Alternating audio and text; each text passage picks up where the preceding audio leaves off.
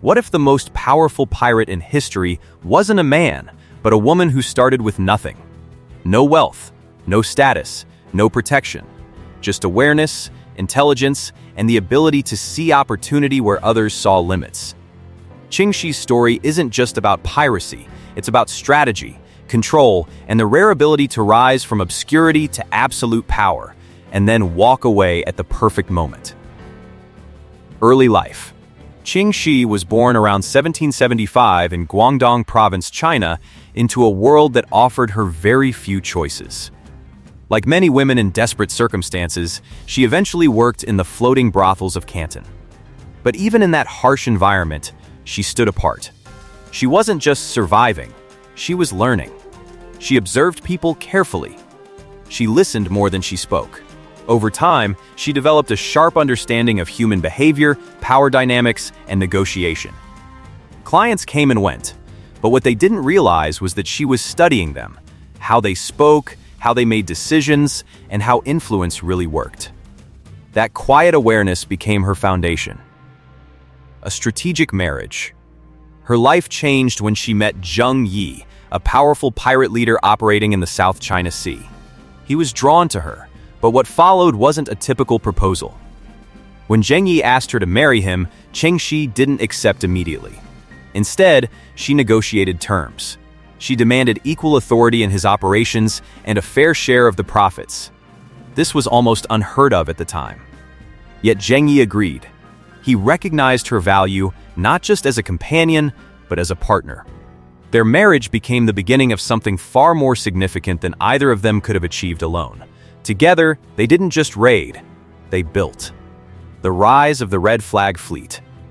Over the next few years, Ching Shih and Zheng Yi worked to unite multiple small pirate groups under one command.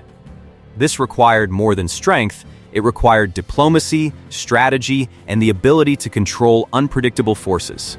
Eventually, their efforts formed a powerful coalition known as the Red Flag Fleet. This fleet was not a chaotic group of raiders. It was structured, divided into multiple divisions, each identified by a different color, with the Red Fleet leading them all. At its peak, it grew to hundreds of ships and tens of thousands of pirates, dominating trade routes across the South China Sea. It wasn't just a fleet, it was an empire, taking power after Zheng Yi's death. In 1807, Zheng Yi died unexpectedly while in Vietnam. For most pirate alliances, the death of a leader meant immediate collapse. Rival factions would fight for control, and everything would fall apart. But Ching Shih refused to let that happen. She acted quickly and decisively. Instead of allowing power struggles, she took control of the fleet. But she understood that leadership required more than just authority, it required loyalty. To secure that loyalty, she formed a strategic alliance with Cheng Po, Zheng Yi's adopted son, and a respected figure among the pirates. Their relationship, which later became a marriage, strengthened her position and prevented internal conflict. It was a calculated move, and it worked. Commanding the seas. Under Ching Shih's leadership, the Red Flag Fleet didn't weaken. It expanded dramatically. At its height, she commanded an estimated 1,500 ships and up to 70,000 pirates. Her influence spread across the South China Sea, where she controlled major trade routes and coastal regions. Villages and merchants often had no choice but to pay tribute or face attack.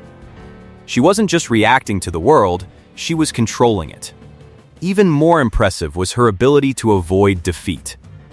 Despite multiple attempts by the Qing dynasty to destroy her fleet, she consistently outmaneuvered them. In some cases, she captured government ships and added them to her own forces. Her reputation grew with every victory. The Pirate Code.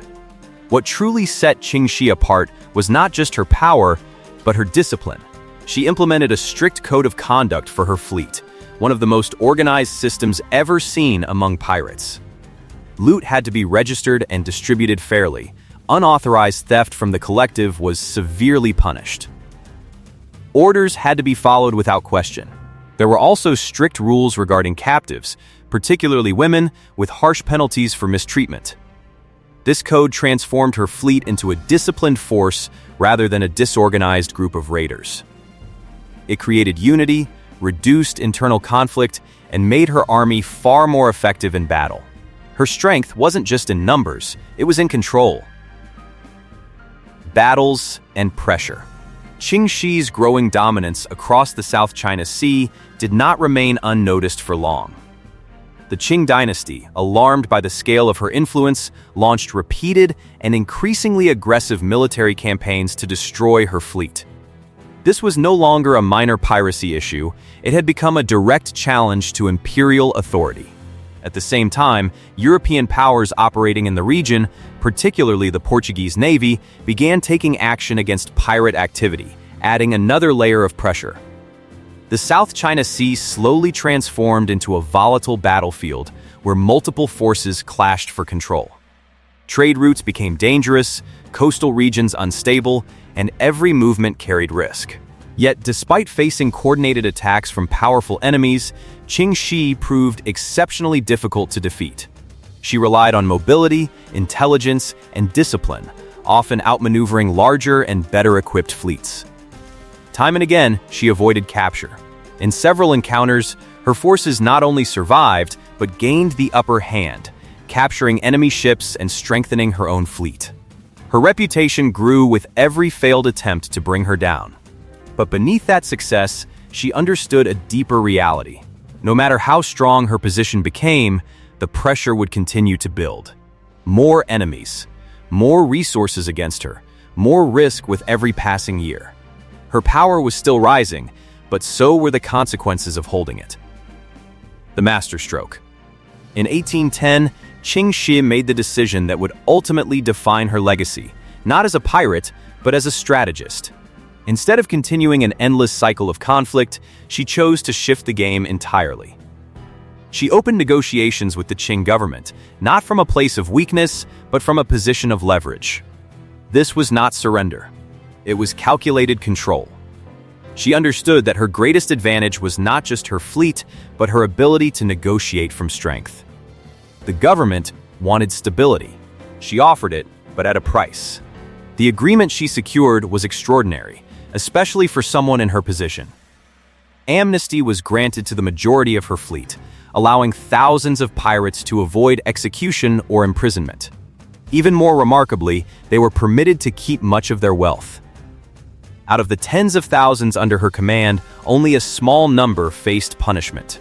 The rest were given a path back into society, something almost unheard of for pirates at the time. Chung Po was not only spared, but rewarded, receiving a position as a captain in the Chinese Navy. Their marriage was officially recognized, transforming their status from outlaws to accepted members of the system.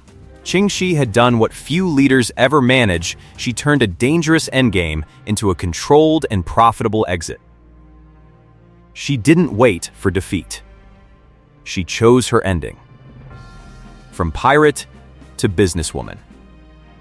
After leaving piracy, Ching Shih transitioned into a completely different life. She retained a number of ships and used them to establish a legal business in the salt trade, ensuring a steady income. Later, she moved to Macau, where she operated a gambling house and maintained a respected position in society. Remarkably, she even served as an advisor during the First Opium War, demonstrating how far she had come, from outlaw to influential figure. She had not only survived, she had adapted. Legacy. Ching Shih died in 1844 at the age of 69, peacefully and surrounded by her family. Unlike many pirates whose lives ended in violence or execution, she achieved something rare. She walked away. Her story is not just about power, but about timing. She knew when to build, when to fight, and most importantly, when to stop. From a life of survival in Canton to commanding one of the largest pirate fleets in history, she redefined leadership.